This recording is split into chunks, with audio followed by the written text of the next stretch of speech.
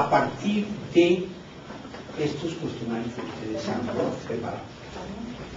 Vamos a dividir la sesión de hoy en dos partes.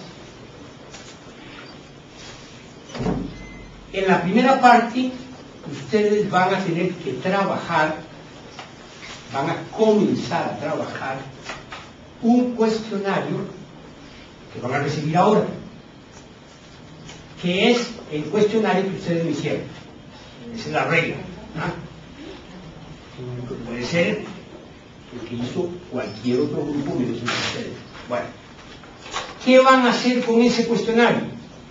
Dar una revisión general, una lectura primera, y de las 8 preguntas que debe tener ese cuestionario, van a contestar 2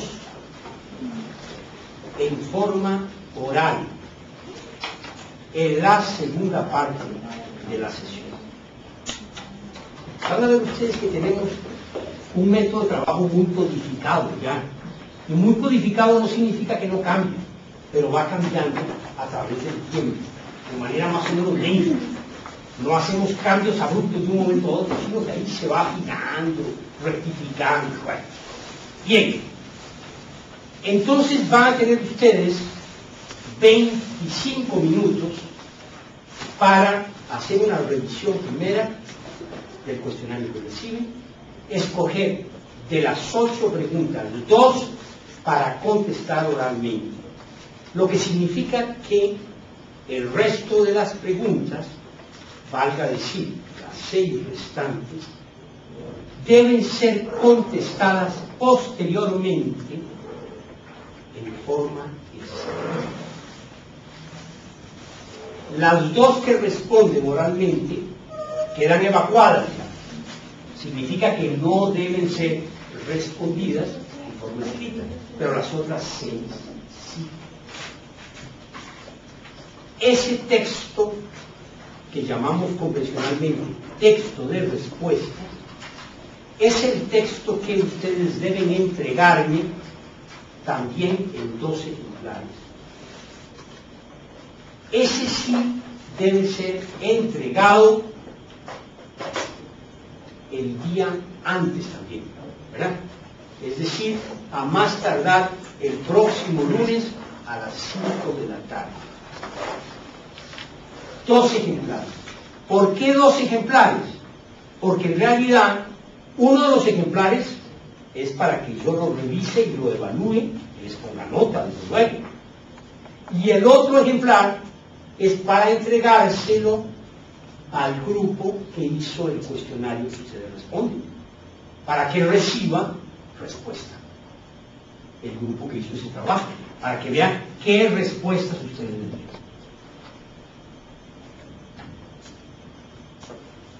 ¿Estamos claros sobre eso? Refirámonos más precisamente a la forma en que deben responder ese cuestionario que ustedes reciben cuando responden por escrito. Sí. Para el lunes tengo que entregarle eso y además otro cuestionario o no. No hay además. Es únicamente el texto de respuesta.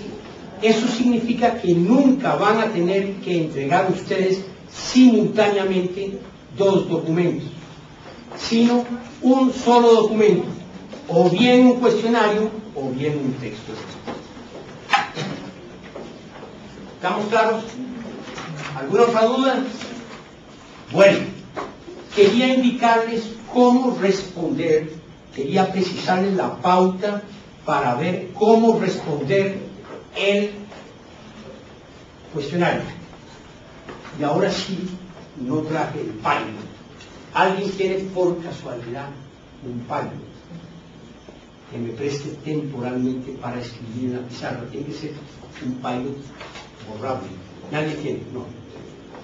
No quiere porque anda el paño. Digo, si por casualidad anda un paño. No. Usted está viendo a ver si abajo hay alguno, ¿no? Ah, bueno, o sea que andan dando vueltas. Bueno, Si es tan gentil. Ese que usted tiene es un bolígrafo, es un gran de España. Pues un instante nada más para indicarles, porque sí me gustaría precisarles, darles una pauta precisa de qué espero en relación con esos textos de respuesta. Para comenzar, en el texto de respuesta, lo que deben incluir ustedes son la respuesta a las 6 preguntas que tienen. ¿Cuánto desarrollo darle a cada una de las preguntas? La respuesta puede ser un intento por decir de alguna forma lo que está en el texto mismo y que los que hacen la pregunta no lo vieron, ¿verdad? Puede ser decirles, miren, 2 párrafos más abajo, pues está señalado para la pregunta. La pregunta arranca de la lectura de los textos que ustedes están haciendo. Puede plantear problemas más amplios, pero tiene que referirse a lo que los autores dicen en el texto, ¿verdad? Porque si no, se puede preguntar cualquier cosa, así de sencillo, ¿verdad? Entonces, podrían ustedes decir, bueno, lamentablemente, la pregunta no se fundamenta en el texto. Lo que estarían haciendo es una crítica a la pregunta misma. O podrían ustedes decir, bueno, nos parece que lo que el autor quiere decir es esto, y esto, y esto, y argumentarlo. O pueden recurrir a otras fuentes que no son solo esos textos. Historias de la sociología, algunos textos, algunos libros o artículos de esos autores que no están incluidos, ¿verdad? Otras obras de Durkheim, si es una pregunta sobre Durkheim, por ejemplo, ¿verdad? Bueno, condición indispensable, vean que se lo subrayo, ¿no? Si ustedes hacen uso de citas en forma textual, es indispensable, muchas gracias, que utilicen las comillas. ¿Qué significa usar las comillas? Usar las comillas significa decir esto es lo que otra persona ha dicho. Así de sencillo. Dirán ustedes, pero si es una frasecita nada más. Sí, claro. To be or not to be. To be or not. 5 palabritas. ¿Verdad? Je pense donc je suis. También, ¿verdad? Son otras 5. Bueno, a Shakespeare le costó bastante llegar al to be or not to be. ¿Ah? Y a Descartes le costó más llegar al yo pienso, luego no soy, yo existo. O sea, que es una cuestión de extensión, es una cuestión de que lo dijo, es el reconocimiento al trabajo ajeno. El plagiador es un ladrón. Así de la gente.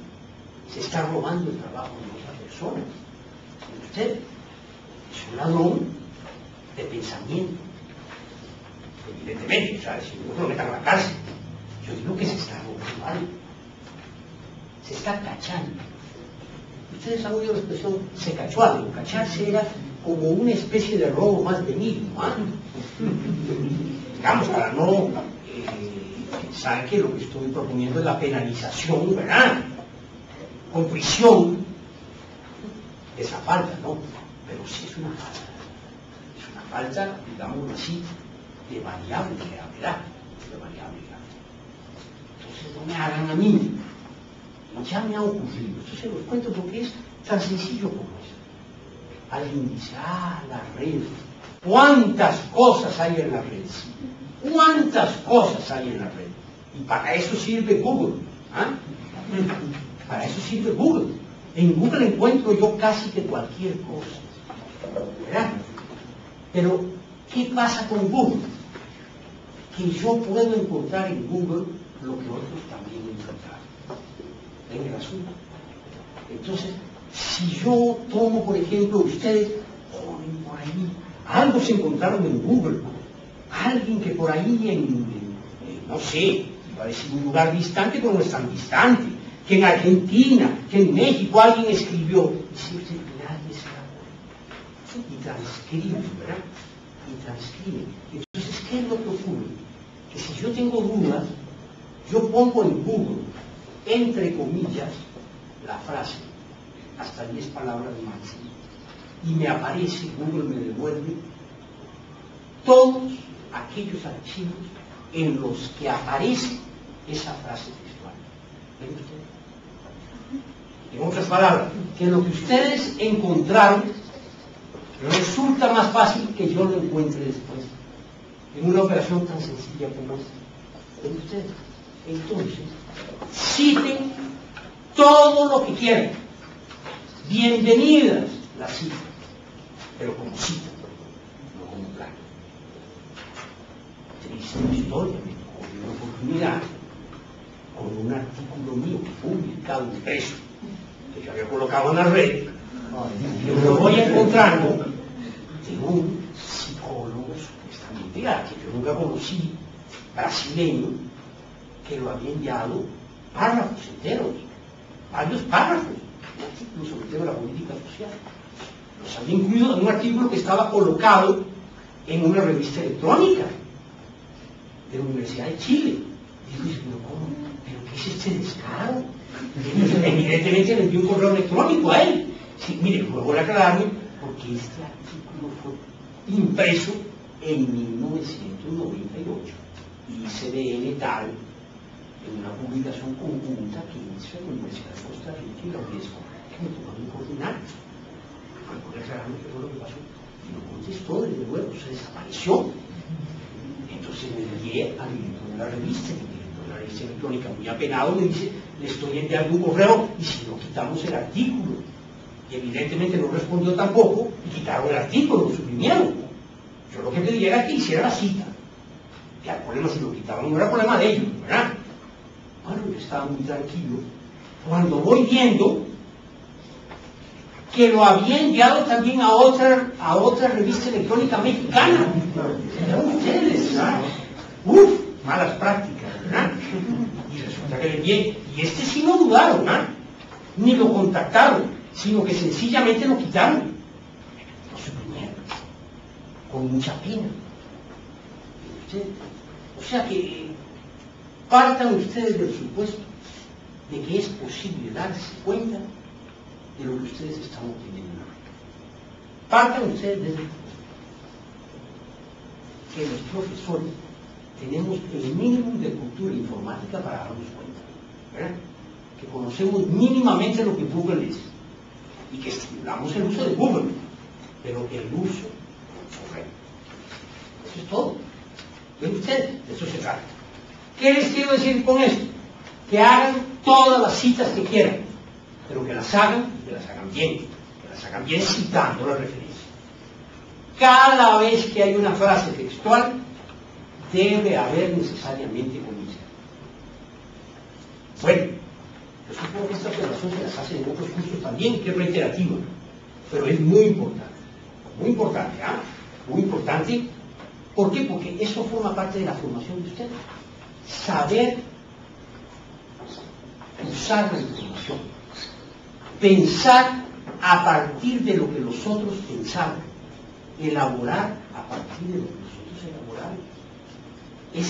Así decía Foucault, así definía el trabajo intelectual, pensar sobre lo ya pensado. Sí, claro, nunca o casi nunca se piensa por primera vez algo, se piensa a partir de algo, pero yo digo esto a partir de lo que otros dijeron. Y para ver la diferencia entre lo que otros dijeron y lo que yo digo, hay que citar qué fue lo que dijeron los otros y qué digo yo a partir de eso que ellos han dicho. Así de sencillo. Es igual que esa referencia. Resulta que esto ha sido desarrollado por tal en el libro y ya. ¿Qué ha sido desarrollado? ¿A qué se refiere usted? ¿Qué es lo que el autor dice? ¿Y qué dice usted sobre lo que él dice? Esas son las reglas del quehacer académico. Bueno, queda claro. Todas las citas que quieran. No hay exceso de citas, no. Todas las que quieran. Bueno, claro. Si termina la cita, y abren otra, y abren otra, y abren otra. Entonces, bueno, ¿verdad? Esto lo que simplemente es una especie, digámoslo así, de ensalada de citas. ¿Verdad? Ensalada de citas. Bueno, bien. Pauta concreta. ¿Cómo llamamos nosotros este documento? Este documento se denomina texto de respuesta. Número tal. Ese sería el número 1, ¿verdad? El grupo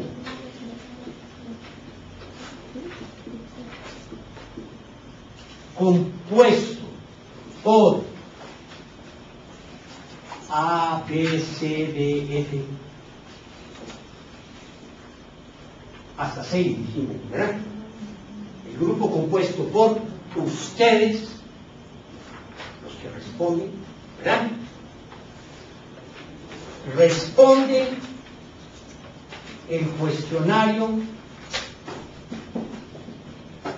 preparado por aquellos a quienes ustedes responden, ¿verdad? H, I, J, K, L, etc., ¿verdad? Sobre las lecturas indicadas en esa unidad. Esa es la portada, esa es la carátula, ¿verdad? ¿Por qué les insisto sobre esto? Les insisto sobre esto porque debe quedar muy claro quiénes responden y a quiénes responden. Si utilizan ustedes fórmulas equívocas, yo no sé quién hizo el cuestionario y quién hizo el texto de respuesta. Entonces, por eso les hago esta indicación que parece realmente elemental y tautológica, ¿verdad? Sí, claro, bueno, pero es ponernos de acuerdo en esa convención para presentar. Y bueno, luego ya viene pregunta. Transcriben ustedes la pregunta con la cita, ¿verdad? O sea, deben transcribir completa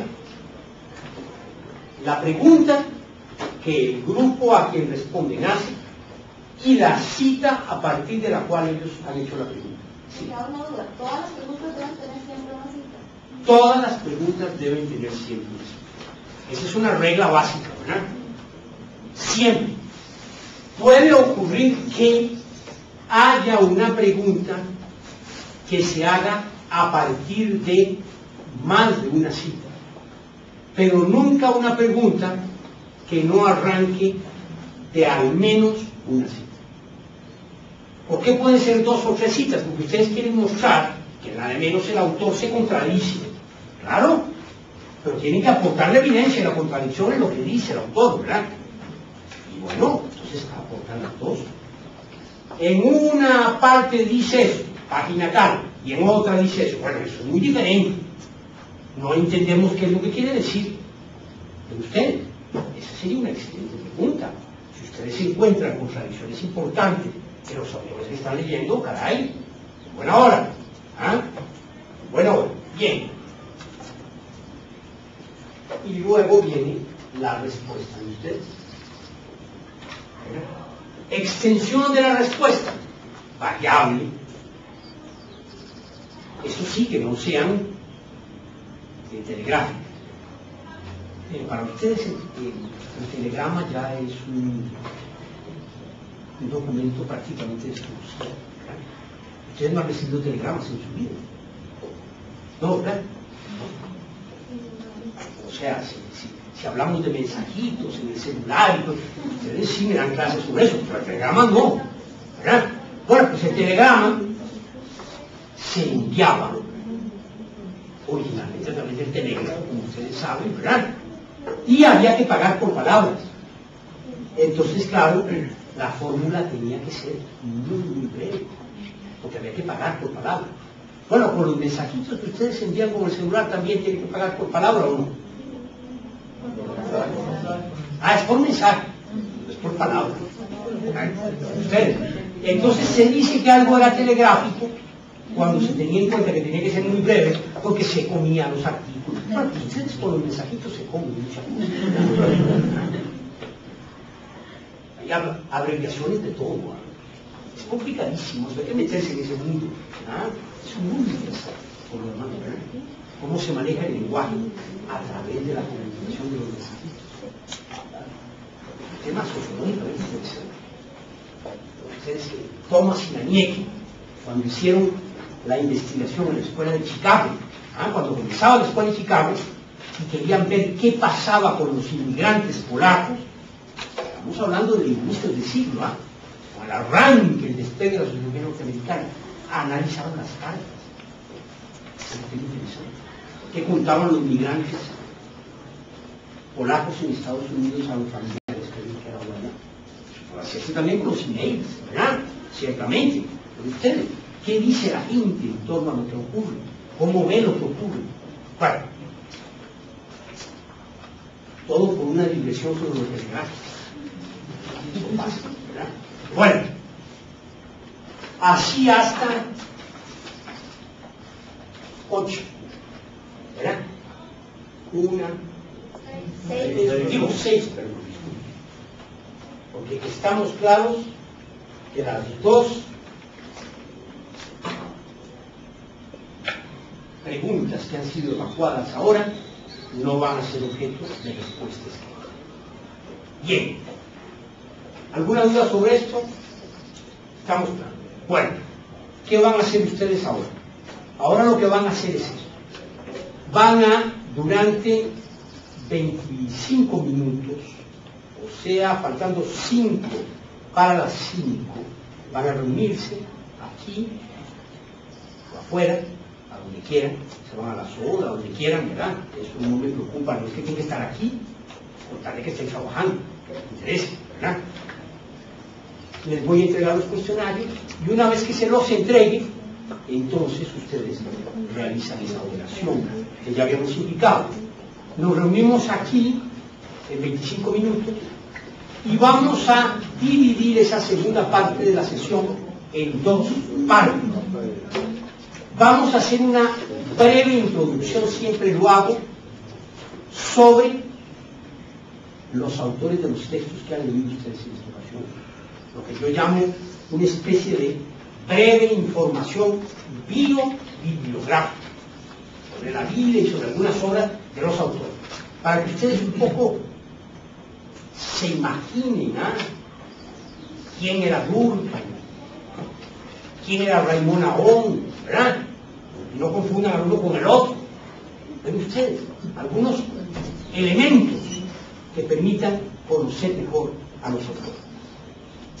Lo ideal sería hacer esto, yo lo digo, de una manera casi que multimedia, ¿verdad? Con un diapositivo aquí especial, multimedia, tengamos una especie de reconstrucción rápida sobre Durkheim, sobre Raymond, ya vendrá todo eso, ¿verdad? Por el momento tendrán que oírlo, no remedio, ¿verdad? Bueno, la segunda parte de esa segunda parte va a ser las respuestas que ustedes han dado a esas 2 preguntas que han escogido.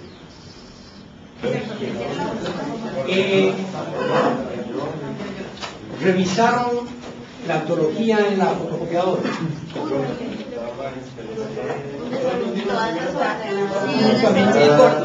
¿Y la primera unidad?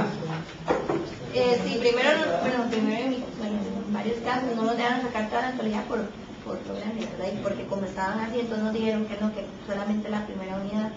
Y estaban todas desordenadas y cortadas y no había hojas, así.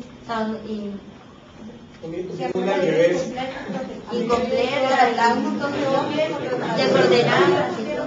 Bueno, en ese lado estábamos que recomendaron fotocopiadora, que era por lo demás la que no hemos utilizado el semestre pasado. Bueno, reclamen, ¿verdad?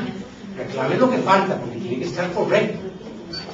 Está completo, yo la revisé, la entrega que hicimos está completa, yo la revisé, solo faltan 2 artículos, que son 2 traducciones que están pendientes, nada más. No les indiqué cuáles, ¿verdad? Así es que hagan efectivo ustedes el derecho de consumidores, ¿verdad? Que no debe ser. O sea, y me dice, porque, o sea, si no la otra, cambiamos, ¿verdad? Y esto, el consumidor es soberano, ¿verdad? Nos desplazamos a otro lado, a otra fotocopiadora, porque yo supondría que tendría que hacerlo bien, ¿verdad? Sobre todo no se le está pidiendo la totalidad, sino nada más esta lectura. Sí.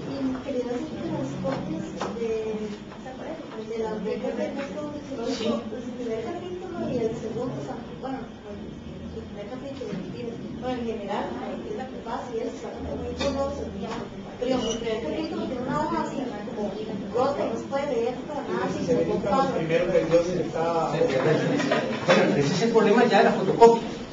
Que así, si sacan mal la fotocopia, ¿verdad? O sea, yo no sé, si es para original estaba... Bueno, habría que ver con el original, ¿verdad? Habría que ver.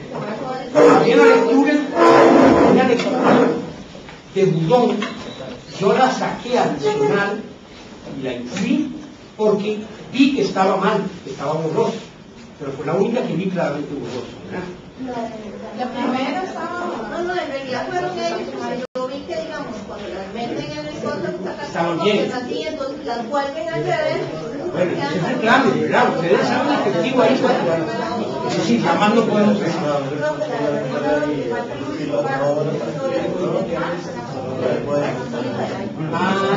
Solo habían escrito esa, es que faltaba el traductor de ese. Entonces ya los puedo traducir, ¿verdad? Con gusto. Bueno, vamos a dividir esta segunda parte, como les anunciaba, en 2 partes. Durante unos 20-25 minutos vamos a hacer una introducción general sobre los autores, que han leído ustedes, lecturas, están incluidas en esta primera unidad.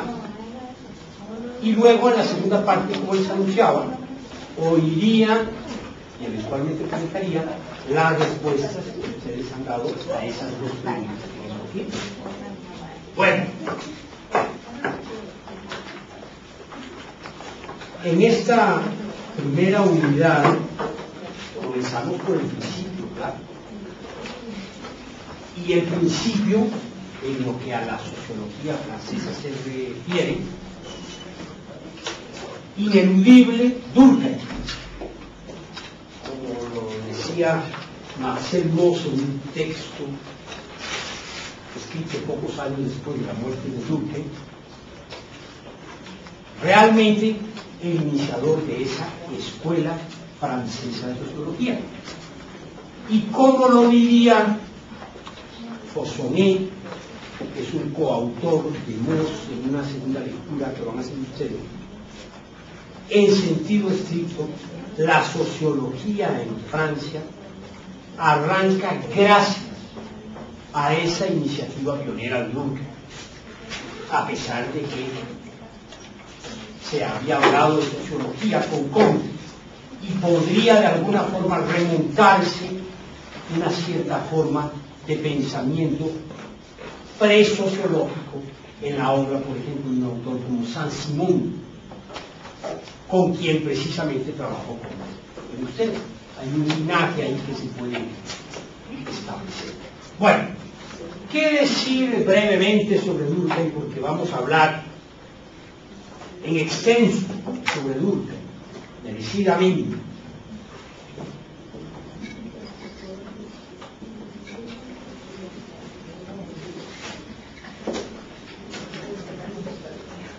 Durkheim, como ustedes saben, nace en 1858. En ese mismo año nace Silber, en Alemania, que es uno realmente de los pioneros de la sociología en Alemania, con quien Durkheim, por lo demás, mantendrá luego alguna relación. Simmel va a publicar en la Sociología, en la revista que dirige, y muere en 1917.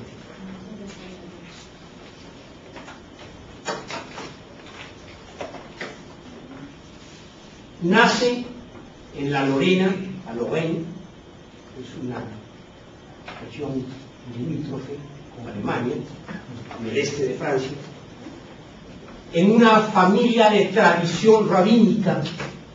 Significa que hay varios rabinos que anteceden a Durkheim en su familia, y Durkheim de alguna forma estaba destinado a ser rabino y se volvió sociólogo.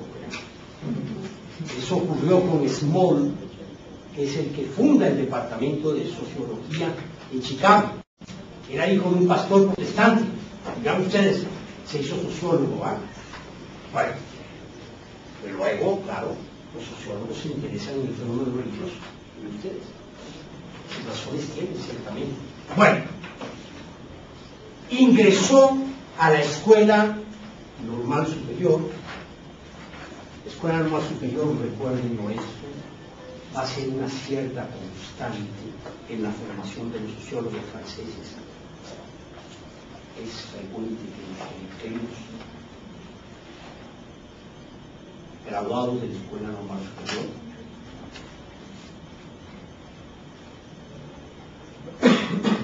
precisamente en la siguiente unidad vamos a hablar de Althusser, vamos a hablar luego de Pierre Bourdieu, vamos a hablar de Touraine. Todos ellos estudiaron en la escuela normal superior. Entonces es un centro de formación. Bueno, lo que quiero subrayar es que Durkheim ingresa en el tercer intento, para tranquilidad de ustedes, hay que destacarlo. Siempre nos presentan a las figuras importantes como que obtienen los éxitos fácilmente, pues no, ¿verdad? Fue en el tercer intento que ingresó, y estamos hablando de Durkheim, de ustedes. Bueno, así es que si a la primera no aciertan, no se preocupen, la segunda y hasta la tercera, hay que creer que tiene que ser a la primera. Bueno, enseñó primero en la Universidad de Burdeos, en el sur de Francia, otro, en el prefacio de las reglas del método sociológico. Ustedes ven como él dice, una serie de condiciones favorables han hecho posible que me pueda dedicar a la sociología. Sin embargo, claro, al inicio, vean ustedes, Durkheim lo que tiene a cargo es una cátedra de educación, de pedagogía. Obviamente, no existía la sociología en la universidad.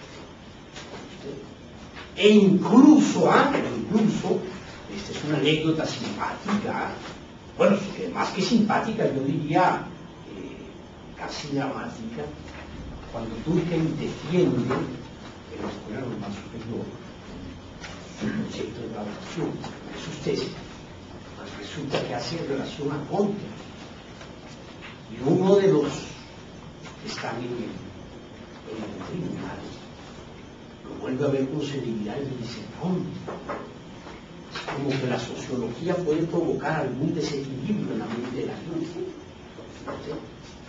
Es cierto, Comte, no que la sociología provoque desequilibrio, sino es cierto que Comte terminó desequilibrado. Eso no habría que atribuírselo a la sociología. ¿Verdad? Esa podría ser una falsa causalidad. ¿Ustedes? Exactamente, así es. ¿Verdad? Que no. Podría decirse, claro, también que algunos desequilibrados buscan estudiar ustedes, podrían tratar de establecerse múltiples causalidades, ¿verdad? Bueno, y con frecuencia ser causalidades básicas. Bueno, bien. En 1895 publica esa obra polémica que ustedes están leyendo. las reglas del método sociológico. Con cuánto atrevimiento Durkheim publique ese trabajo. Que no vayan a creer ustedes que fue recibido solo con aplausos, que va. Ya lo ven ustedes en el prefacio a la segunda edición lo que dice. Algunos no entendieron lo que yo quise decir. Claro, eso significa que no crean ustedes que fue todo aplauso. Además, Durkheim está muy joven años. Entonces, ven ustedes, para los académicos ya de trayectoria en la Sorbona, era alguien que estaba tratando de introducir una disciplina nueva que no parecía tener espacio. ¿A dónde? En las letras, en las ciencias naturales. ¿Cómo es eso? ¿Qué es la sociología? ¿Letras o ciencia? ¿Ustedes? Entonces, claro, Durkheim no se sentía confortable en las letras porque decía la sociología debe romper con la filosofía. ¿Ven ustedes? Entonces, claro, a la gente de letras no podían ver con mucha simpatía en ese momento al menos el proyecto de estudio. Bueno, y 2 años después publica lo que podríamos llamar la primera investigación sociológica, que es el suicidio. Obra extraordinaria, por la cual extraordinaria. La primera investigación. Agarra las estadísticas y dice, ¿qué puedo yo concluir del registro que hay? ¿Qué explicaciones posibles hay? ¿Cómo puedo yo tipificar ese fenómeno que parece escapar a lo sociológico? ¿Por qué? Porque si hay un acto que parece un acto fundamentalmente individual, es el de quitarse la propia vida. ¿Y qué tiene que ver la sociedad en eso? En ustedes. Ese es el problema que mueve al mundo. ¿Qué tiene que ver el individuo con la sociedad? Van a ver ustedes que ese problema va a estar presente reiteradamente, esa interrogante va a estar presente en la obra de Durkheim. Dice Raymond Aron, en el texto que ustedes han leído, así como Weber llega a la sociología planteándose un problema, la pregunta, que es ¿qué relación existe entre el conocimiento y el poder? Durkheim llega a la sociología haciéndose una pregunta: ¿qué relación hay entre el individuo y la sociedad?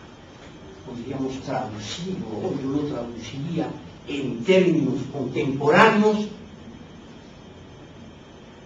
¿cómo está la sociedad presente en mí y cómo estoy yo presente en la sociedad? Esa relación es lo que me parece fundamental a Durkheim.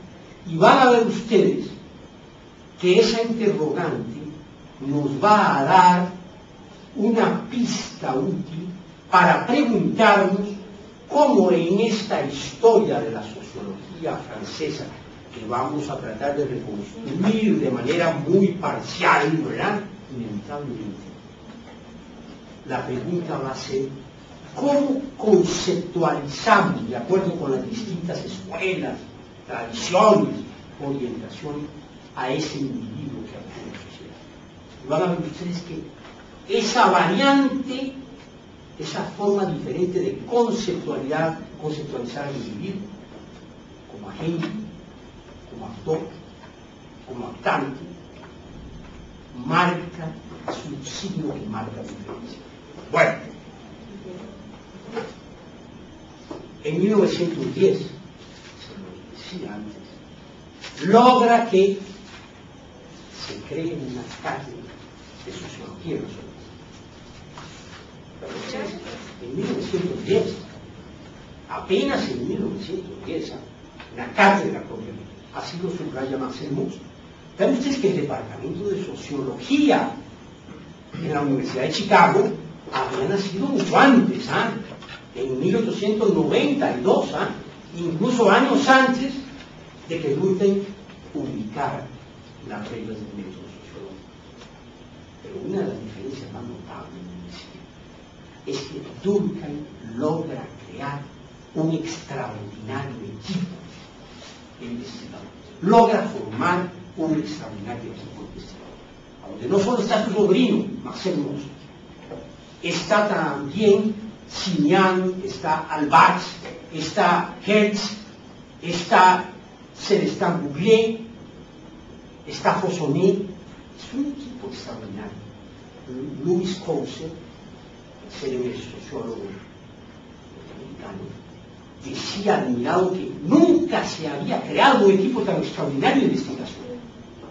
Couser manifestaba su admiración precisamente por este Durkheim, que con un notable entusiasmo, ¿verdad?, logra sentar las bases de una disciplina que nace en Francia, en la universidad, aquí en Chicago, y que se va a ocupar de problemas también similares.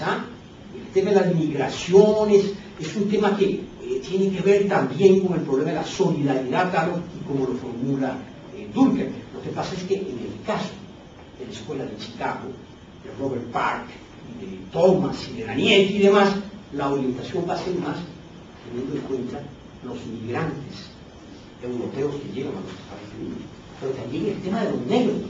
¿Qué pasa con los negros en la sociedad norteamericana? Es un tema que interesa fundamentalmente a la sociología naciente norteamericana.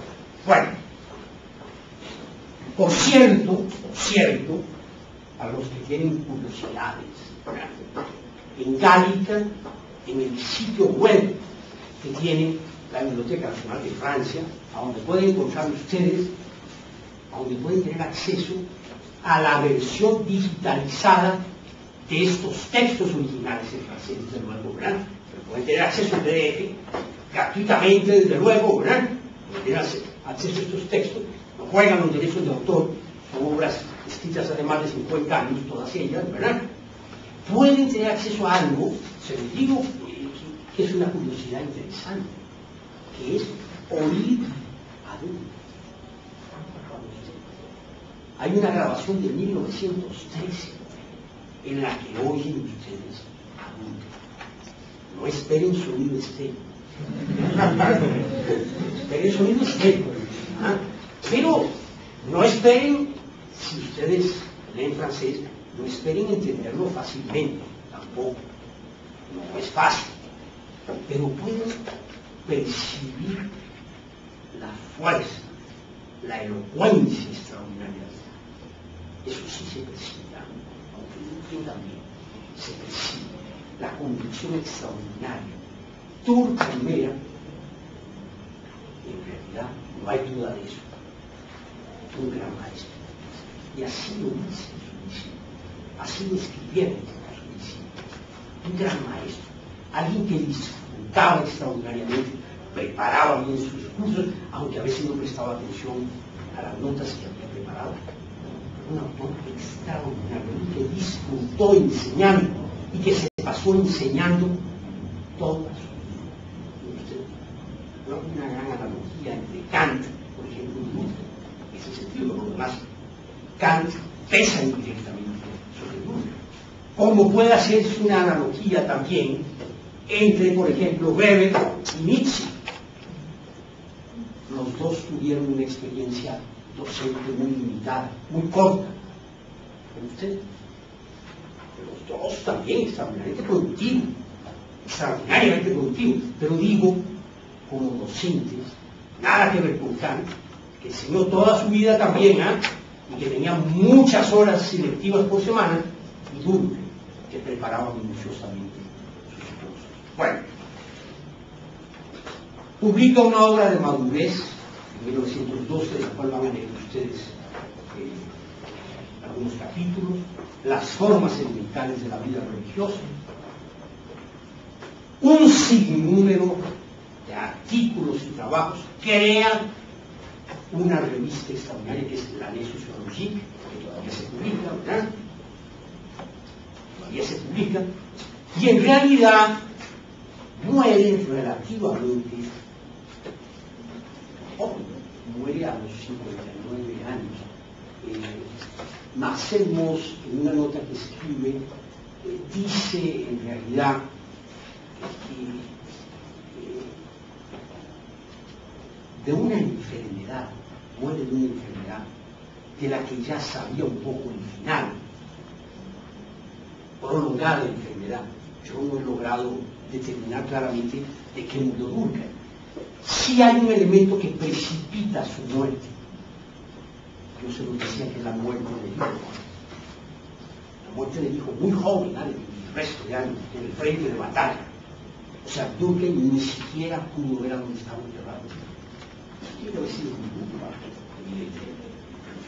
bueno. Bien. Sobre los otros autores. Alguien que de alguna forma podríamos decir que está en esa línea de esa llamada escuela francesa de sociología, a pesar de que sus grandes aportes, extraordinarios aportes, están en el campo de la antropología, de la etnología, que es Claude Lévi-Strauss.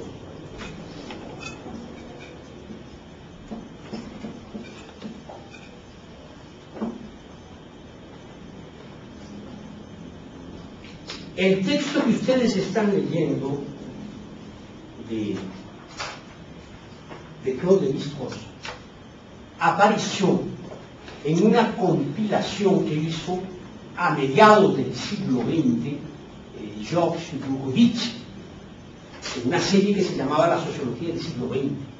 Y entonces le pide a Lévi-Strauss que haga esa especie de balance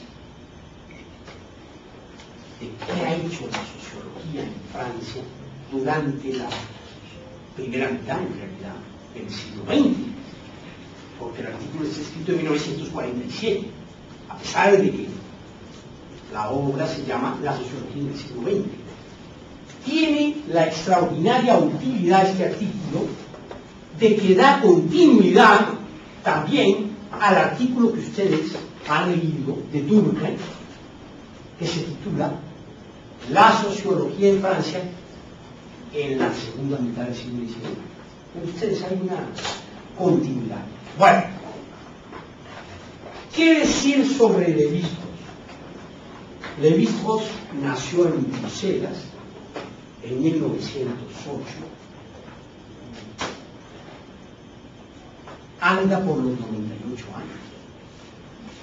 Por los 98 años, en una longevidad extraordinaria. Verificando qué noticias recientes hay sobre Lévi-Strauss, porque con la venida de un antropólogo francés el año pasado nos contaba que había tenido un accidente en el metro. Significaba que todavía utilizaba el metro, vean ustedes, a esa edad, que había tenido una fractura, parece que estaban preocupados por eso. Bueno, pues me entero que en DVD acaban de sacar una entrevista completa de 5 horas de grabación, 5 horas, a Lévi-Strauss que se le hizo en 1972. Pero yo le leí una entrevista más o menos reciente, hace un par de años, sobre la sociología en Brasil. Claro. Le preguntan, ¿y qué piensa usted de la situación de la antropología hoy? De la antropología, ¿verdad? De la antropología en Brasil, o de la sociología en Brasil. No, es de la antropología en Brasil. Bueno, dice Lévi-Strauss, bueno, ya yo como seguí un detalle, no, ¿verdad? Ya no. He sido testigo del siglo XX. Ya no me pidan que sea testigo de todo el siglo XXI, ¿no? Difícil, ¿no? Pero sin embargo, valora extraordinariamente el trabajo que hacen algunos antropólogos en Brasil. Y está el camino. Bueno, ¿por qué? Porque, como ustedes saben, Lévi-Strauss tuvo que ver con Brasil, como que estuvo 3 años internado en la selva amazónica, antropólogo de campo, no hay duda, ¿eh? 3 años conviviendo con indígenas que decía que lo único que tenían era lo que podían cargar sobre sus espaldas. Bueno, comenzó estudiando filosofía, igual que Durkheim, ¿no? Van a ver ustedes que varios de estos sociólogos en Francia comenzaron estudiando filosofía, incluido Durkheim.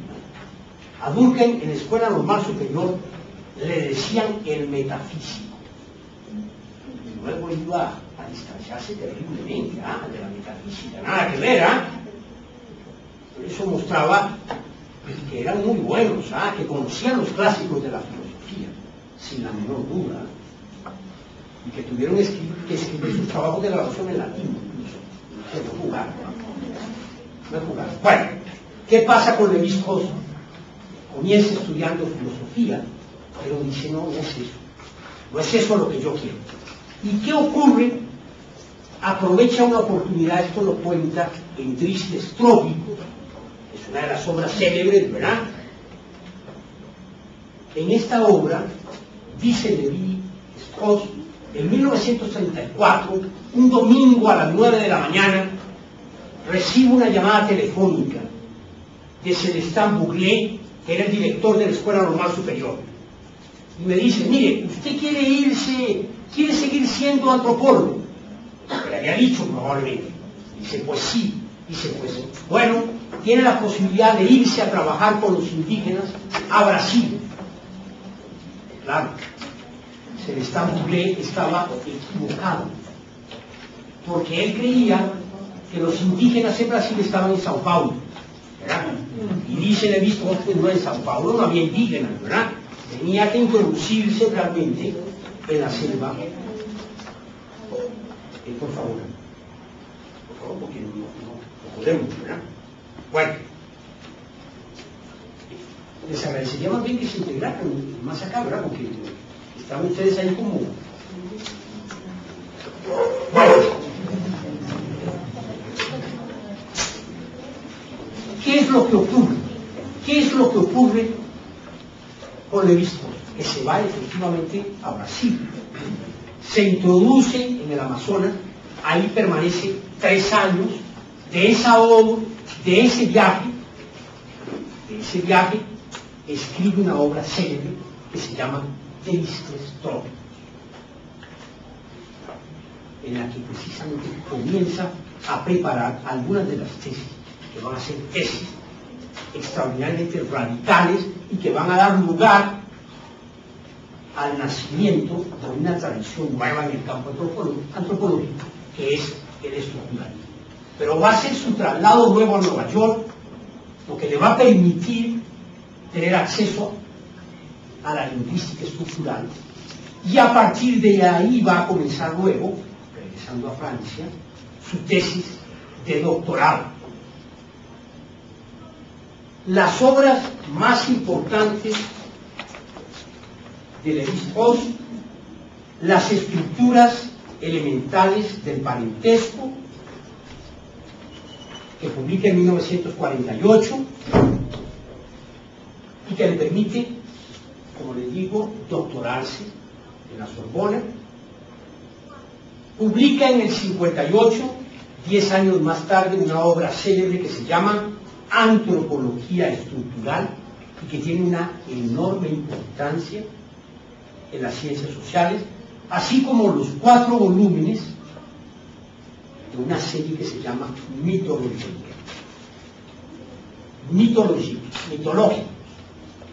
En 1959, en el tercer intento, es nombrado profesor en el Colegio de Francia.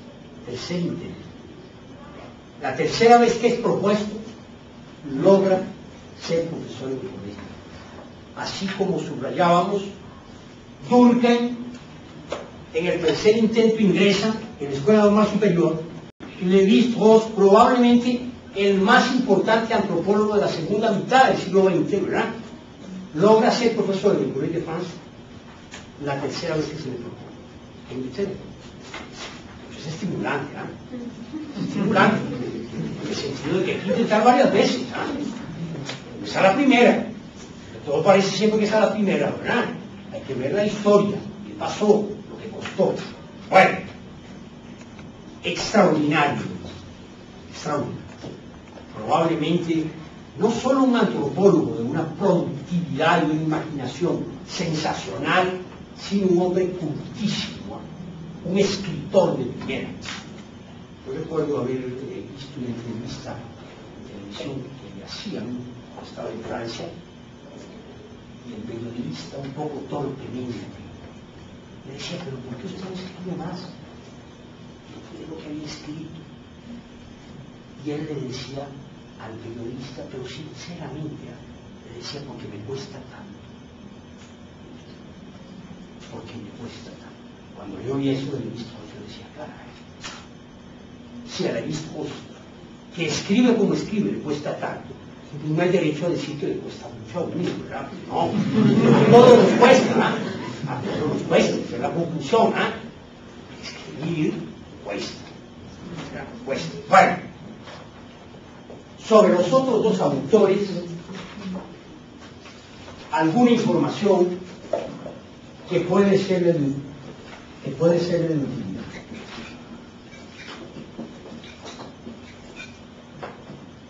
Stephen Turner y Raymond Aron.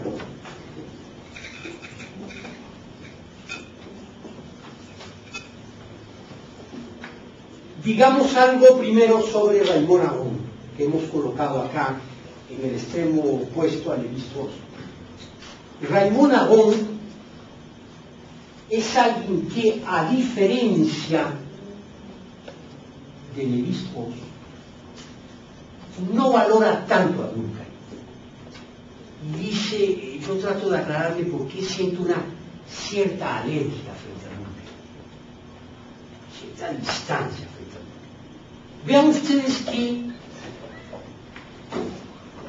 Levi-Strauss, en el artículo que ustedes han leído, ¿a quién le dedica el artículo Levi-Strauss? Ese artículo que ha leído usted. ¿A quién está dedicado? ¿A quién llama en ese artículo nuestro maestro? A Marcel Mauss. Efectivamente. Pues bueno, cosa simpática. Raymond Aron, en esta conferencia inaugural, que es la conferencia con la cual él asume la cátedra en el Collège de France, rinde homenaje a Marcel Mauss y expresa su alergia frente a Durkheim. Usted, lo cual significa que Marcel Mauss, dice Raymond Aron, a pesar de que no era tan atlético, digamos tan fuerte en sus afirmaciones como lo era Durkheim, era una figura, sin embargo, que resultaba más aceptable. Y Raymond Aron rinde homenaje a Marcel Mauss, a pesar de que expresa, como digo, su distancia frente a Durkheim, y manifiesta su clara simpatía y coincidencia con él. ¿A dónde se sitúa Raymond Aron? ¿Por quién expresa él su particular admiración? ¿Hacia quién? En el texto que han leído. ¿A dónde se sitúa? ¿De quién habla él de una manera ejemplar y de alguna forma dice, intento seguir sus pasos?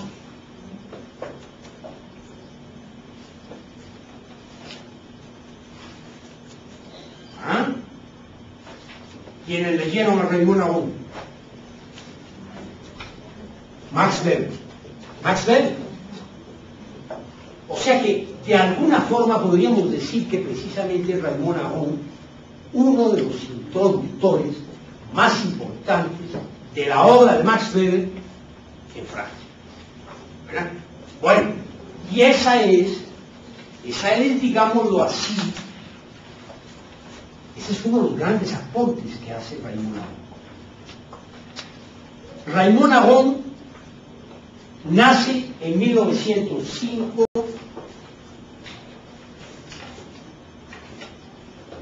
y muere en 1983. En el 83.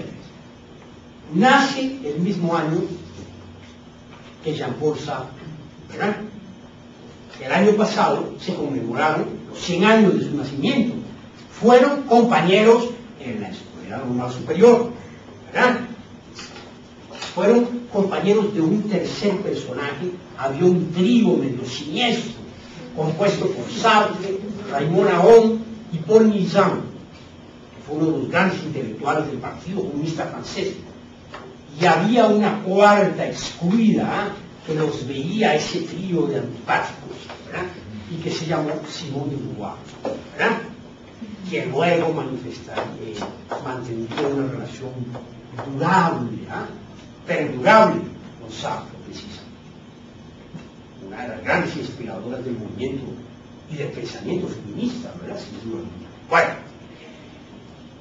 ingresó en la Escuela Normal Superior, fue profesor primero en Alemania, después de graduarse, estudió filosofía en la Escuela Normal Superior, enseñó en la Universidad de París y luego en el Collège de France.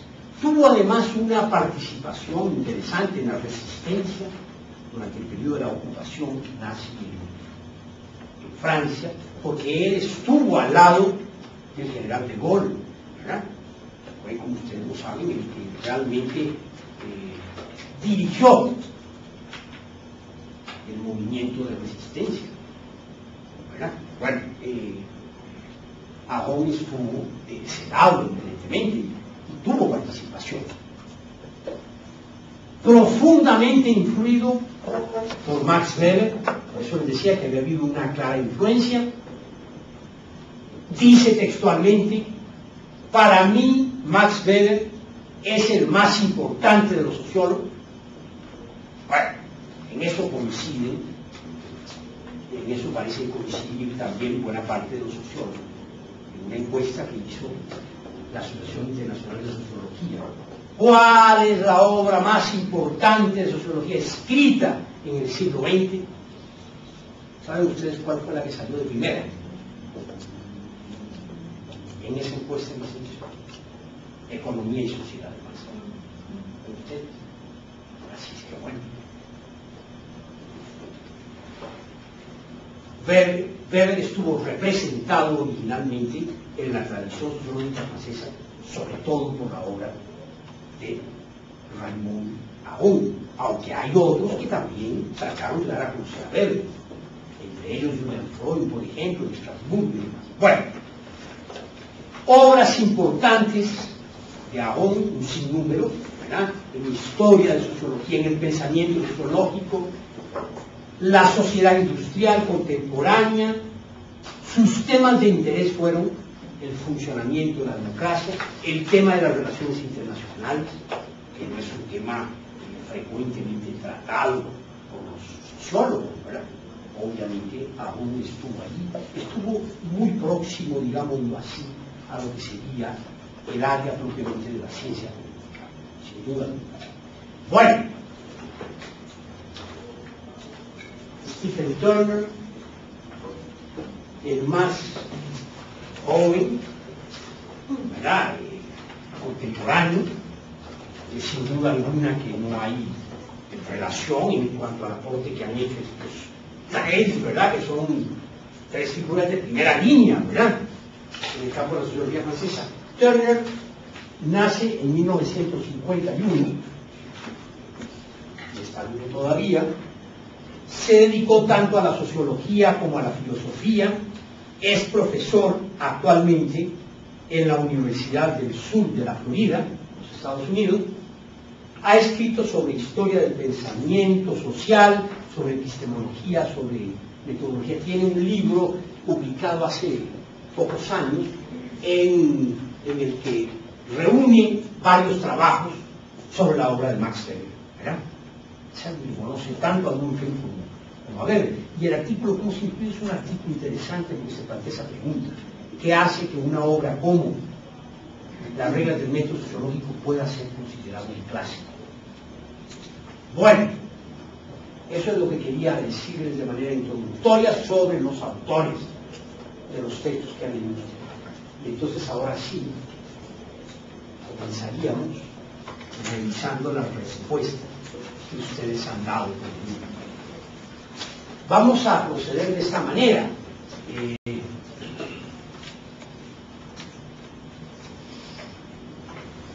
responde que quiere comenzar de nuevo, ¿verdad? Y si hay preguntas sobre esa misma lectura, entonces me lo hace saber en otro grupo, ¿verdad? Para pasar inmediatamente. ¿Me explico? Para ir evacuando en función de la lectura. A ver, ¿con quién comenzamos?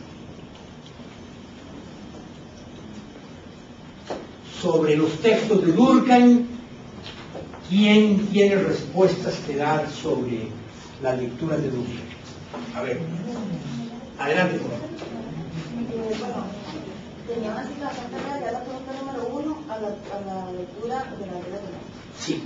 Es nuestra afirmación de que los hechos sociales deben Vale la cita. Esa es la cita. Nuestra afirmación de que los hechos sociales deben ser tratados como cosas es quizá la que encontró entre todas la mayor oposición. Se ha considerado paradójico e indigno que asimiláramos las realidades del mundo social a las realidades del mundo exterior. Y, sin embargo, todo esto era un simple equívoco sobre el sentido y el alcance de la asimilación, cuyo objeto no es rebajar la forma superior de pensar a las formas inferiores, sino por el contrario, reivindicar para las primeras un grado de realidad por lo menos igual a aquel que todo el mundo reconoce en las segundas. Este es el capítulo primero del prefacio en página 14. La pregunta que nos hicieron fue, cuando el autor afirma que los hechos sociales deben ser tratados como cosas y que los fenómenos sociales deben ser exteriores a los individuos, ¿se les resta valor a la sociedad, a los hechos sociales y por ende al individuo?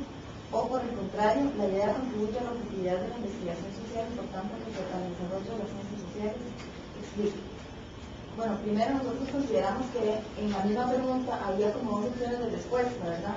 Siendo la primera, que se le resta valor a la sociedad y a los hechos sociales y por ende al individuo, y la segunda, que la idea contribuye a la objetividad de la investigación social y por tanto al desarrollo de las ciencias sociales. Es una muy buena observación de ustedes, porque esa es una pregunta claramente compleja. Compleja significa aquí que hay por lo menos dos preguntas combinadas y combinadas de una manera problemática, ¿verdad? Porque son dos cosas. Más que dos preguntas, encontramos una pregunta con dos opciones de respuesta. Sí. Que incluso pues incluía necesariamente a una de ellas como la respuesta correcta. Sí. Pues considerando tal caso, tomamos la supuesta opción B dentro de la misma pregunta que dice que la idea contribuye a la objetividad de la investigación social y por tanto al desarrollo de las ciencias sociales. Sí. Y dejan por fuera lo que tiene que ver con el tema del individuo en la conceptualización de los hechos sociales como cosas, ¿verdad? Es así. Exactamente. Bueno, entonces la pregunta casi que estaba contestada con esta afirmación que ellos dan aquí, con esta opción afirmación, ¿verdad? Entonces, lo que digo, o sea, poniéndolo un poquito más fácil, la pregunta sería que cuando el autor afirma que los hechos sociales deben ser tratados como cosas, la respuesta es, bueno, que esta idea contribuye a la objetividad de la investigación social y por tanto a las ciencias sociales. En tanto, el autor, a partir de la regla del método, siendo la primera, dejarse de las afirmaciones, entonces afirma que es necesaria una objetividad con el fin de tomar un espacio prudente para poder asimilar aquel fenómeno como algo ajeno a sí. Esa es la respuesta. También. Para comenzar, ustedes prosiguieron analíticamente tratando de aclararse primero la pregunta, ver qué se supone que se está preguntando, luego ver que se estaban preguntando por lo menos dos cosas, y diciendo luego, bueno, vamos a tratar de responder a una, ¿verdad?, de las posibles preguntas que están ahí, que tienen que ver con la objetividad, y bueno, están ahora muy sintéticamente diciendo por qué se supone que considerar los hechos sociales como cosas podría ser visto como una búsqueda de la objetividad, una búsqueda al menos de la objetividad, como cosas, como algo exterior, como algo que está afuera, como algo de lo cual podemos distanciar o debemos distanciar. Bien, bueno, adelante, a ver. ¿Tienen otra pregunta similar ustedes? No, bueno, es de Durkheim también. Es de Durkheim, pero no es de la misma temática. Pero es de Durkheim, adelante. Bueno, una cita primero. La utilidad de un hecho no es explicar cómo nace ni por qué es lo que es, pues aquello para qué sirve supone propiedades específicas que le caracterizan, pero no las crea. La necesidad que tenemos de las cosas no puede ser causa de que sean de esta o de la otra manera, y por consiguiente no es esta necesidad la que puede hacerla surgir de la nada y darle vida. Entonces ellos dicen, dicho lo anterior, ¿cuál es la utilidad de investigar el hecho? Bueno, esto es de la página 108, que él después en la página 112 es que en verdad expresa que la utilidad de estudiar el hecho social es ver la correspondencia entre, digamos, entre lo que es estas necesidades generales del organismo y el hecho social en sí. Entonces, digamos, y que aparte de eso no se puede estudiar el hecho social como una cuestión de intencionalidad, porque entonces me vendría en una interacción psicológicamente individual. Entonces, no, entonces es eso, digamos, digamos, lo que hay que determinar en el hecho social no es cuál es, digamos, para qué se hizo o la causa que tiene, sino la finalidad. Sí, la finalidad, entonces sino la correspondencia entre el hecho considerado y las necesidades generales del organismo social. Entonces ¿cómo este hecho tiene repercusión en el trabajo social, ¿no? Sí, bueno, eso es interesante porque eso plantea la posibilidad de una lectura en realidad funcionalista de Durkheim. Malinowski dice eso, ¿verdad? Que Durkheim es en realidad el creador del funcionalismo, pero hay varios Durkheim. En otras palabras, Durkheim puede ser leído de distinta manera. Hay un énfasis, claro, organicista, que pesa, pero hay también una influencia historicista que realmente pesa terriblemente sobre Durkheim. Lo que pasa es que sí hay una oposición en Durkheim a reducir los hechos sociales a las intencionalidades individuales. Eso sí. ¿Verdad?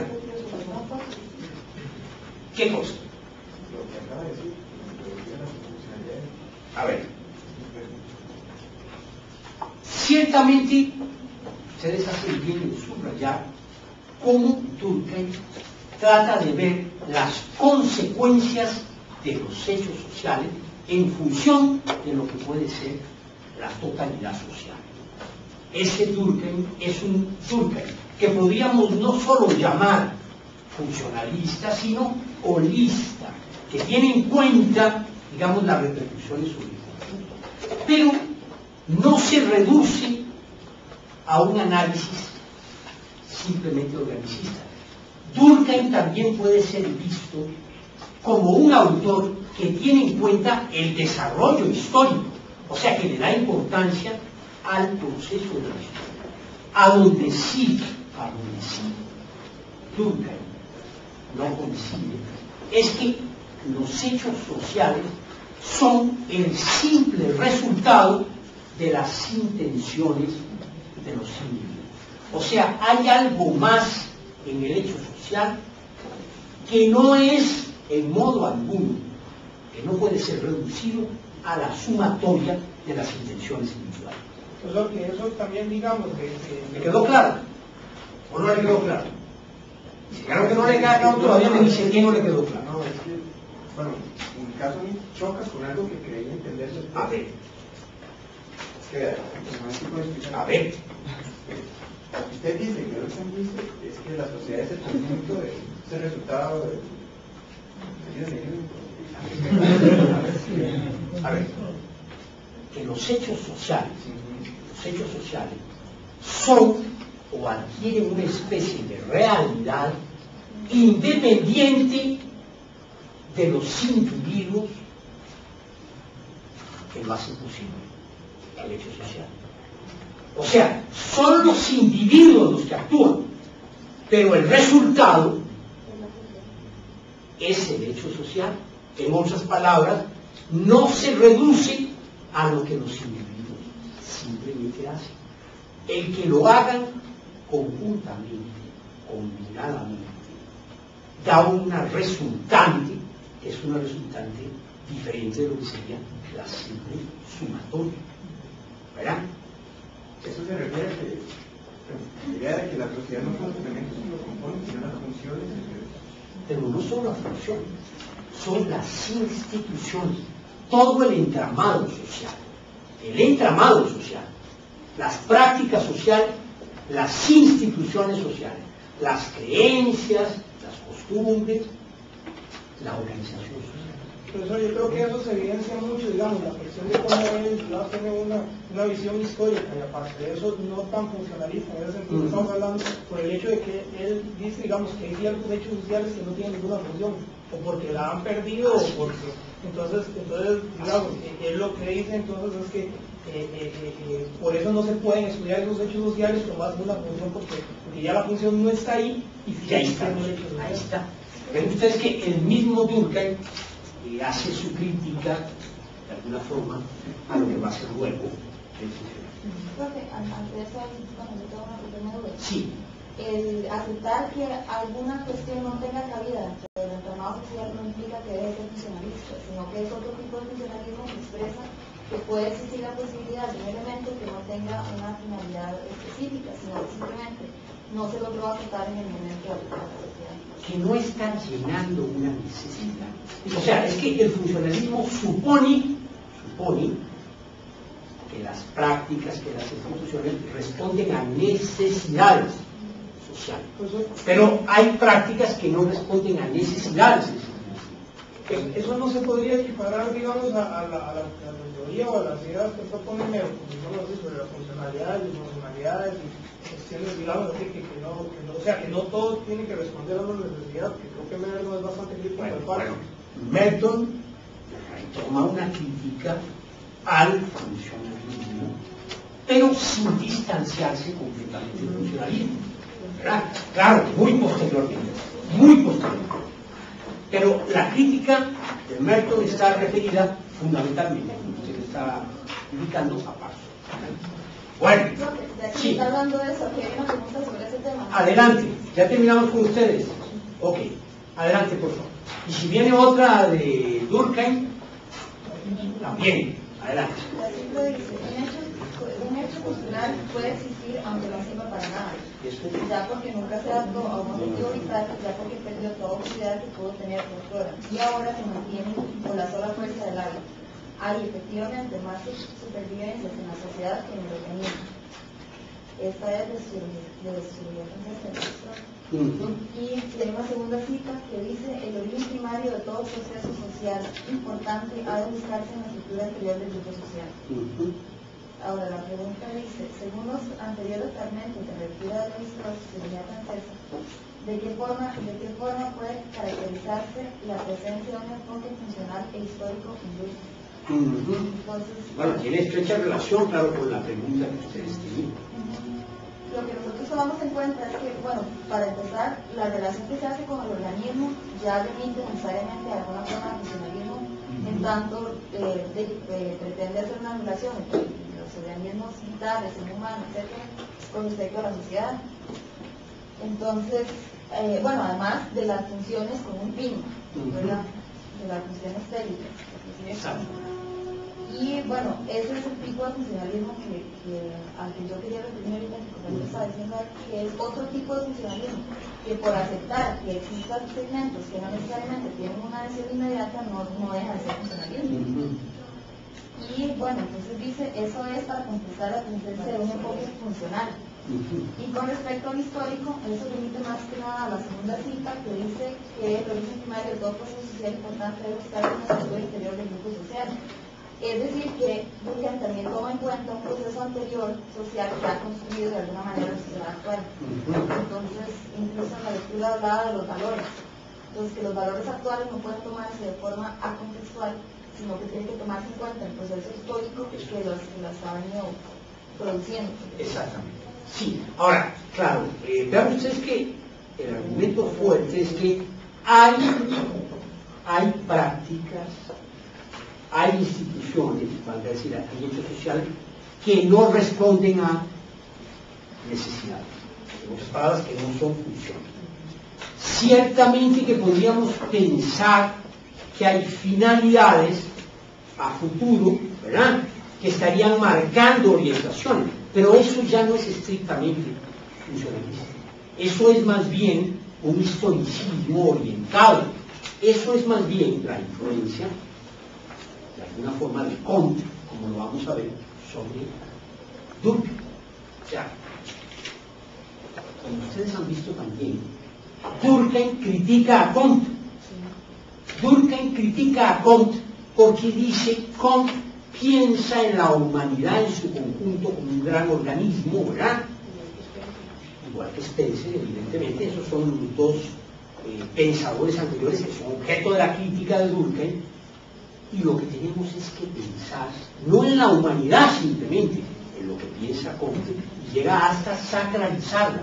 La humanidad es algo sagrado, ¿verdad?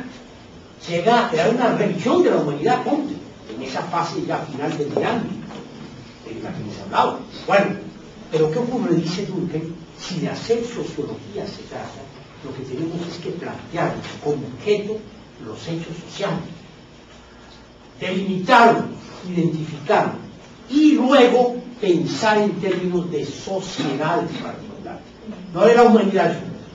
¿En ustedes? Por eso es que no tiene sentido hablar como hablaba Comte, simplemente del destino de la humanidad, desconociendo las diferencias entre las distintas sociedades. Pues solo que eso no es interesante, porque él, digamos, durante la lectura pasa criticando a Comte y a Spencer por esa cuestión de esa tesis evolutiva de la humanidad. Ese telos, ¿verdad? Telos significa fin, ¿verdad? Particularidades sociales que o sea, que no tiene que porque haber un continuo crecimiento a esa idea, y él critica mucho en ese sentido, que esos teólogos o eruditos, lo que sea, estudian las cosas como hacen una idea que ellos se hacen, y no en los hechos sociales de las cosas. Esa es una crítica fuerte. Crítica al concepto del progreso necesario y del progreso individual. Bueno, bien, ¿alguna otra respuesta que tengan sobre Durkheim? Sea sobre las reglas, sea sobre el artículo, sobre la sociología en Francia. Sí. La primera pregunta, un fenómeno solo puede ser colectivo siempre que sea común a todos los miembros de la sociedad, o por lo menos a la mayoría de ellos. Por consiguiente, sí es general. Sin duda, ¿cuál es el texto? Sí, léalo por favor. Sí, porque ya presagio hay una diferencia importante que das. Dice, Que un hecho sea general y que un hecho sea colectivo. Para Durkheim significan cosas diferentes. un fenómeno solo puede ser colectivo siempre que sea común a todos los miembros de la sociedad, o por lo menos a la mayoría de ellos, y por consiguiente, si es general, sin duda, pero si es general, se debe a que es colectivo, es decir, más o menos obligatorio. Bien lejos de ser colectivo porque es general. Ahí terminó la...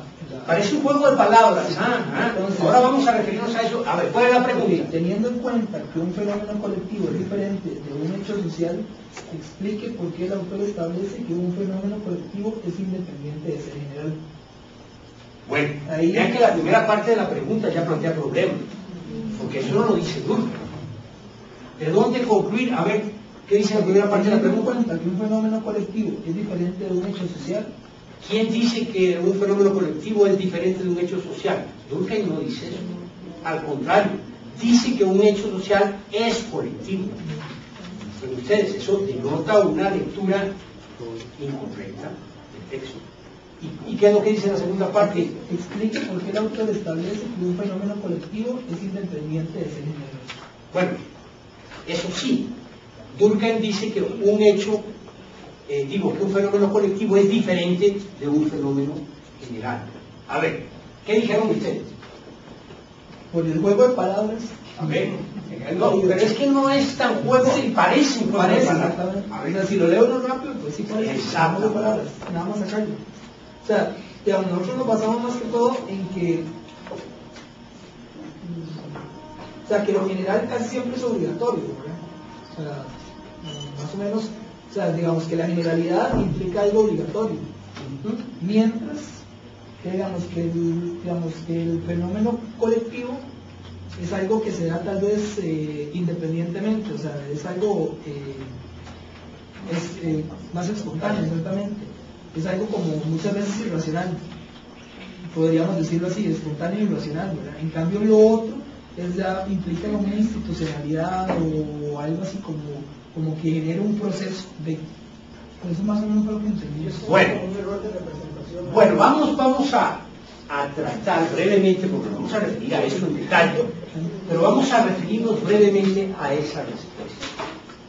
Vean lo que está afirmando Durkheim.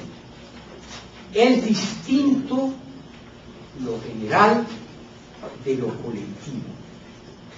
Con frecuencia se cree que lo colectivo es el resultado de lo general. Pero lo que yo afirmo es que es lo colectivo lo que hace que un hecho sea general. Eso es lo que dice. La pregunta que surge entonces, ¿cuál es la diferencia entre un hecho general y un hecho colectivo? ¿Qué es un hecho general?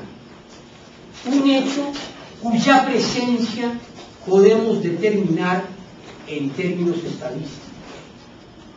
Su frecuencia puede ser establecida. Significa que hay ciertos rasgos que se dan con una frecuencia que permite hablar de que es un hecho generalizado. ¿Qué es un hecho colectivo? Un hecho colectivo es un hecho en el que está presente una fuerza que pesa en el comportamiento de los individuos que participan de ese hecho. En otras palabras, ¿qué es lo colectivo del hecho? Lo colectivo del hecho es la fuerza que emana de la interacción de esos individuos. Ese plus, eso que tiene una realidad adicional a la realidad de los componentes. En otras palabras, es lo que empuja, lo que presiona, lo que lleva de alguna forma a los individuos a hacer lo que hacen en eso que llamamos un hecho colectivo. Esa fuerza es coercitiva, ¿verdad? Exacto. Es la coerción o la coacción. ¿Ven ustedes? Eso es lo colectivo. ¿Queda clara la diferencia? Vamos a insistir sobre eso. Bueno, si ha quedado claro, me alegro. ¿Verdad? Estamos tratando de aclarar nunca. Una pregunta, ¿y a qué se refiere cuando dice que es obligatorio? Bueno, la obligatoriedad, vean ustedes que hay varios conceptos que forman una constelación en Durkheim. Obligatorio tiene que ver con coercitivo, con coactivo, con la presión, con la fuerza. O sea, Durkheim subraya la importancia de la fuerza social, de la realidad social entendida como fuerza, no irracional, no irracional, sino como una realidad diferente que pesa en la conducta. ¿Qué nociones que son?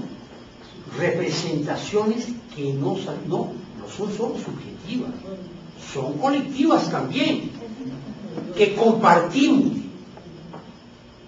en la vida cotidiana. Sumarias, dice Durkheim. Sumarias significa sintéticas, ¿verdad? Simple. Que son muy útiles, dice Durkheim, porque nos permiten actuar, ¿verdad? Si ustedes le preguntan a alguien, ¿qué es el Estado? ¿Verdad? Dice, bueno, es el Estado, el que me saca a mí los impuestos y no construye las casas, ¿verdad? Las calles. Bueno, si le preguntan a Max Weber, ¿qué es el Estado? ¿Verdad? ¿Qué decía Max Weber? Es el proceso mediante el cual se establece el monopolio de la violencia legítima y consensual. Bueno, ¿y qué tiene que ver la prenoción del Estado, entendido aquí como el gobierno, simplemente, ¿verdad?, con una construcción expresa de lo que Max Weber va a entender por Estado? Max Weber enuncia una noción de Estado y tal vez alguien expresa una prenoción sobre el Estado. Los sociólogos tenemos prenoción, desde luego, Pero ¿qué dice Durkheim? ¿Qué es lo que hay que hacer cuando investigamos? Evitar las prenociones. ¿Y cuál es la tarea? Observar. No. Antes de observar, ¿qué ocurre? Tenemos que construir las nociones expresamente. ¿Claro? O sea, construir los conceptos que vamos a utilizar. ¿Por qué? Porque si nos quedamos sin prenociones, hay que construir nociones. Para eso, evidentemente, hay que observar. Hay que ir a los hechos, ciertamente. Pero hay que construir nociones. Construir nociones. Nociones científicas. Explícitamente construidas.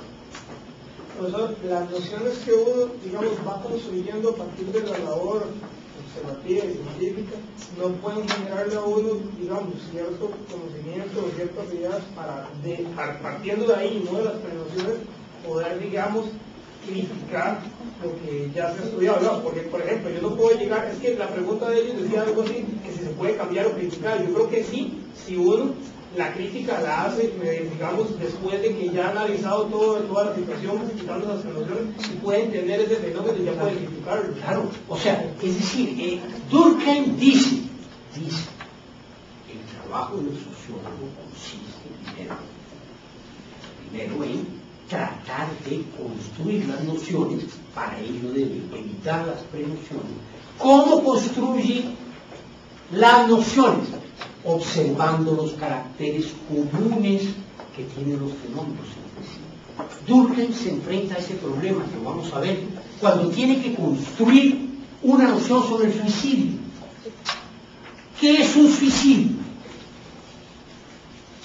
Un suicidio es un acto mediante el cual, por acción o por omisión, dice Durkheim, por acción o por omisión, un individuo se priva de su vida sabiendo que las consecuencias es privarse de su vida. Pero ustedes que le añade algo problemático, sabiendo que las consecuencias son esas. Y claro, Durkheim lo discute. Alguien, por ejemplo, un héroe militar que ofrenda su vida, es un suicida. Sabe que va a morir, es un suicidio. Pero usted, alguien que participa en un duelo, enfrentándose a otro, ¿verdad? Sabiendo que tiene grandes deficiencias para participar en el duelo, no ve bien al otro, no tiene puntería. Bueno, ese es un suicidio, ese es un suicidio. ¿Usted? Es un problema interesante, claro. Entonces, es necesario construir una definición. Al final de cuentas, Durkheim tiene que trabajar con la definición operativa del suicidio que manejan los registros policiales. Casos de suicidio. Y uno de sus críticos posteriores va a decir, claro, en Inglaterra, por ejemplo, estaban subrepresentados los suicidios, porque había casos que no se declaraban como suicidios, que eran suicidios. Ustedes, pero bueno, había que trabajar con estadísticas, y si no, ¿con qué trabajaban? ¿Verdad? No podía construir sus propias estadísticas. Bueno, la importancia de construir la noción. Cuando habla de religión, ¿qué se entiende por religión? Va a construir una noción. Bueno, vamos a ver qué otras, antes de entrar, vamos a discutir todo esto. A ver. Es para ver, digamos, por ejemplo, la tesis esta, digamos, de Marx, que dice que el científico social, digamos, debe conocer la realidad para cambiarla. Sí. Eso, No, eso no es Durkheim. Eso no es Durkheim. No, eso no es Durkheim. Eso no es Durkheim. Durkheim, sin embargo, dice cosas muy importantes y que son relativamente ambiguas sobre el papel. Hay una célebre conferencia que da Durkheim, que está traducida, sobre el tema de los juicios de existencia y los juicios de valor. Una ponencia que presentó Durkheim en el Congreso, en un congreso italiano, en 1913, creo que fue. Y cuentan que cuando terminó la exposición se abalanzaron todos sobre Durkheim, porque fue realmente muy polémico, muy polémico. Bueno, Durkheim dice cosas que pueden ser interpretadas de distintas maneras. Dice, por ejemplo, que los estudiantes no adivinen en el profesor al candidato. Bueno, En eso parece coincidir con Max Weber, ¿verdad? En eso parece coincidir con Max Weber. Es decir, que distingamos entre lo que es la tarea académica y lo que es la tarea política. Pero dice también, si la sociología no sirviera para resolver problemas que tienen que ver con la vida, pues no valdría la pena dedicarle un millón. ¿Ven ustedes? Eso puede ser vivido de distinta manera. O sea, hay un Durkheim que dice, distingamos juicios de existencia y juicios de valor. Y hay un Durkheim que dice, sin embargo, es posible una contribución. Y de hecho su obra, lo vamos a ver, es un esfuerzo de clarificación de lo que está aconteciendo en ese momento en Europa y en las sociedades, en la sociedad francesa en particular, en este momento. Es que está completo. Cuando habla de los Arunta, de la tribu australiana, se está refiriendo de alguna forma al proceso de secularización que se está dando en Francia. ¿Ustedes? Es una manera, digamos, críptica de enfocar. Bueno, a ver, pero sobre eso vamos a hablar, ¿verdad? Ya sé que no podemos evacuar ahora todas las dudas que nos surgen en torno a Durkheim. Para eso la sesión es positiva. A ver. La siguiente pregunta. Adelante. Es de la sociología en Francia. La cita dice: las sociedades nacen, viven, mueren y se organizan como animales. La pregunta dice, considerando la cita anterior, ¿se podría aplicar esta noción de sociedad de Pines a la sociedad actual? Sí. Bueno, yo le encuentro... Esa no es una afirmación de Durkheim, esa es una cita de Durkheim, ¿verdad? Sí, no, ¿Quién afirma eso? Espinas. M. Espinas, dice. A ver, ¿a dónde está la cita? Página 6 del tercer capítulo. Ubicar la cita. Bueno, es una cita, efectivamente. A ver, me gustaría ubicar la cita, porque vean ustedes que eso no significa que eso es lo que Durkheim está diciendo, ¿verdad? ¿Qué dice Durkheim sobre eso? Bueno, contestando esta pregunta, aquí no dice desde la perspectiva de Durkheim ni nada, pero como es extraída del texto, lo que habría que contestar, que diría Durkheim, es que toda posible comparación con organismos, entre sociedades y organismos, entre conciencias individuales y conciencias colectivas, no pueden demostrar ninguna ley.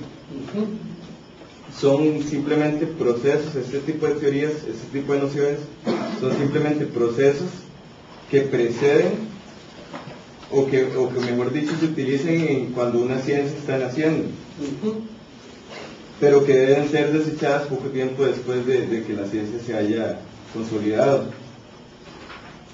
Eso es básicamente lo que... Usted que él está haciendo una crítica acá clara. Epinard, sí es el autor, dice que introduce desde la zoología ese concepto, y que hay para comenzar una diferencia notable cuando de organismos se trata y cuando se quiere referir eso a lo social, que son las conciencias, ¿verdad? Dice, hay que tener en claro que desde el punto de vista sociológico estamos en presencia de realidades. El concepto de conciencia colectiva es un concepto inexistente en el mundo animal, ¿verdad? Hay una diferencia clara. Entonces, desde ese punto de vista es una transposición que desconoce la especificidad nueva de lo social humano y que lo distingue de lo social animal, ¿verdad? Para comenzar. Entonces, creer que la sociedad es un simple organismo, ¿verdad?, es una transposición de un concepto zoológico a un concepto propiamente sociológico. Un sesgo naturalista, ¿verdad?, que desconoce la especificidad de lo social, porque lo social se distingue de lo individual y de lo meramente natural. Esas son las dos tesis fundamentales que quiere sostener. Lo interesante es que también, digamos, con los casos de la sociedad, en el organismo ya por sí está dando a entender de que la sociedad evoluciona. Ya, porque los algoritmos, porque en ese Además, tiempo estaba de moda, ¿verdad? Evidentemente. Esto pesa sobre Durkheim, pero intenta tomar su distancia. Muy bien. Bueno, a ver, ¿qué otra pregunta y qué otra respuesta tenemos pendientes? A ver, el grupo de ustedes. Adelante, a ver. Adelante, por favor. Es de la de Arón. Así. La cita dice: he entendido la fe y conservado, no sin esfuerzo, la esperanza. He descubierto el enemigo que no me permite dejar de perseguir el totalitarismo. Y la pregunta dice: ¿qué retos y qué papel implica la presencia de ese totalitarismo a la sociología, según el autor? O sea, lo raro es que, digamos, este autor lo que está hablando es como que está participando como una noción personal, como fue en el...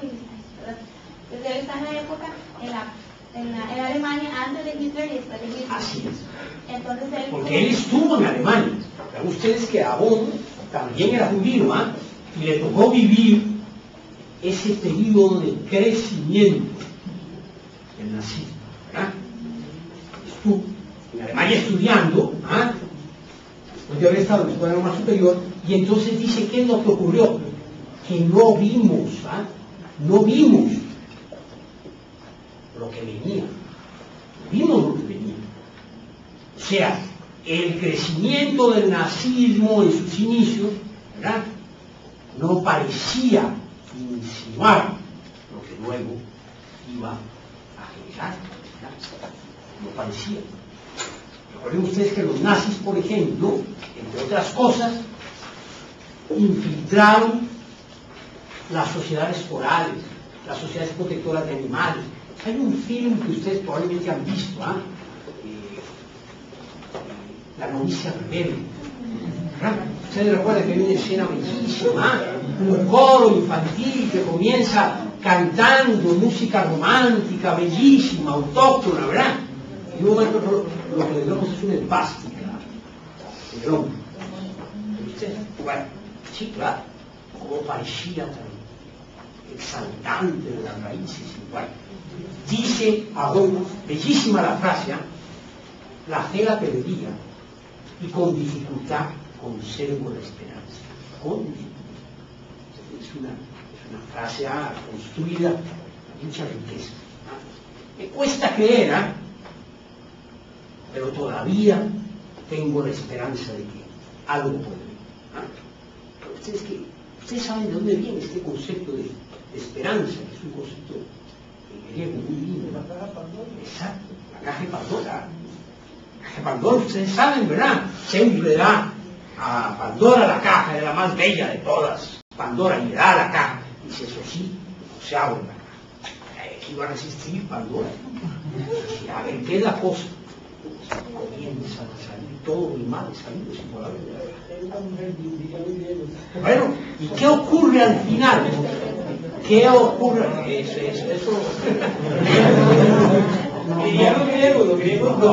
A ver, vamos a lo sustantivo acá. ¿Qué es lo sustantivo? Que al final, después de que salieron todos los males, quedó en el baúl la esperanza. Pandora venía a decir: me queda la esperanza. Bueno, eso es un poco lo que dice Raymond Aron. Ya no creo, pero me cuesta conservar la esperanza. A ver, y entonces ustedes lo que dicen es: claro, eso tiene que ver con lo que fue su experiencia, es como una cuestión emotiva, digamos, lo que él vivió antes y después. Biográfica. ¿Por qué? Porque en la conferencia él cuenta un poco, ese es el ritual de la conferencia inaugural en el Colegio de Francia, es un poco de decir: ¿por qué estoy ahí yo? ¿Verdad? Agradecer a los que han hecho posible que esté, rendirle homenaje a los que han hecho posible mi formación, ¿verdad? Foucault lo hace en la sesión inaugural de una manera bellísima. Dice: al principio, cuando yo comienzo a hablar, siento un gran temor al tener que tomar la palabra, y al final, de una manera con la estructura típica del discurso francés, que es retomar al final lo que se había dicho al inicio, dice: ahora parece que entiendo por qué siento ese temor. porque esto que estoy diciendo lo oí aquí. Y esos que lo dijeron ya no están aquí para oírlo. Es una imagen bella para indicar cómo en realidad hay una gran continuidad, hay cosas que nos han trabajado internamente y que luego sacamos y vertemos, ¿verdad? Bueno, es eso. Entonces, claro, por eso es que aún le rindo homenaje a varios, a varios, entre ellos, lo decíamos, a Marcel Mauss. ¿Por qué? Porque la cátedra, de alguna forma, que él retoma, es una cátedra que había estado a cargo del Collège de France de Marcel Mauss, a cargo de Marcel Mauss. La primera cátedra de sociología en el Collège de France estuvo a cargo de Marcel Mauss. ¿Ustedes qué cosa más interesante? Vale. Bien. Sí, por favor. La siguiente es una duda sobre la lectura de Tormes. Sí. Ajá. Y las reglas de métodos sociológicos de la cita de Durkheim nunca han disfrutado de la misma reputación de sus libros principales, en parte porque el libro es incompatible a interpretaciones de la norma de Durkheim. Además, el texto tiene y continúa hoy teniendo un estado problemático y ambiguo. Y la pregunta es, ¿cuáles son algunas de las críticas hechas a Durkheim por otros autores y que dan lugar a sus comentarios? Bueno, en realidad la crítica no es a Durkheim generada a toda su obra, sino específicamente a lo que es el texto de las reglas de método sociológico. Dice que las críticas se basan en que hay una separación de la línea de pensamiento que él tenía, que es como una... Decían que este libro marcaba una nueva fase en el desarrollo de su pensamiento. Entonces, que ésta se iba a deslindar de esa línea y que el libro, el contenido era hermético. Además, que los términos claves que eran hechos sociales y representaciones eran escuetos. Y a pesar de muchos... a pesar de que el texto es del 95, el de Turner dice que todavía los críticos como que no se han puesto de acuerdo. Así es. Y van a ver ustedes cómo esos dos conceptos, hechos sociales y representaciones, dan que hablar. Van a ver ustedes cómo dan que hablar. Pueden ser leídos, interpretados de distintas maneras.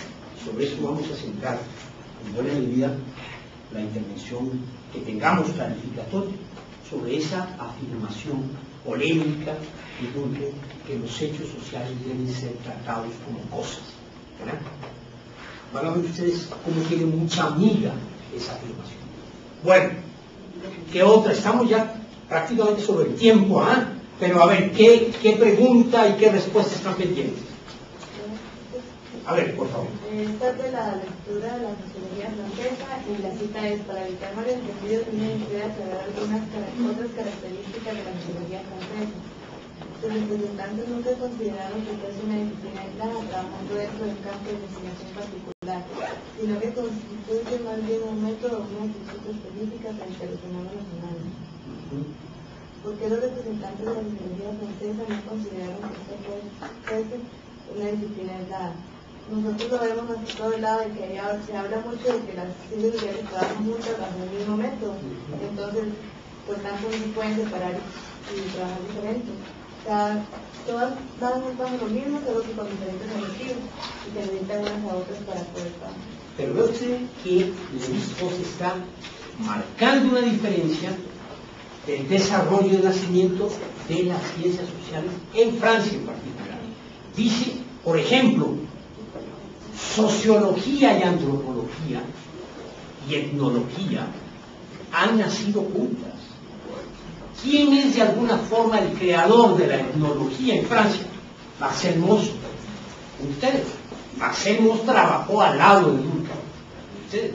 Entonces hay una relación estrecha, clara.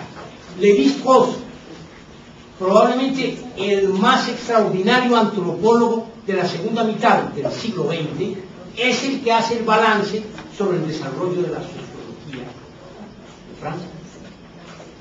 Raymond Aron enseñaba ciencia política y era profesor de sociología en el Colegio Francia.